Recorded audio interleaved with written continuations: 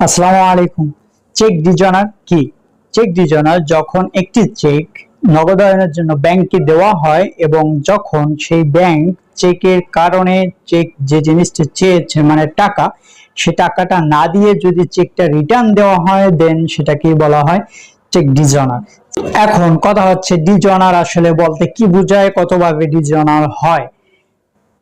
এই বিষয়ে হচ্ছে হস্তান্তরযোগ্য দলিল আইন 1881 সাল অথবা 1881 সালের যে আইনটি আছে নেগোশিয়েবল ইনস্ট্রুমেন্ট অ্যাক্ট, সেই অ্যাক্টের সেকশন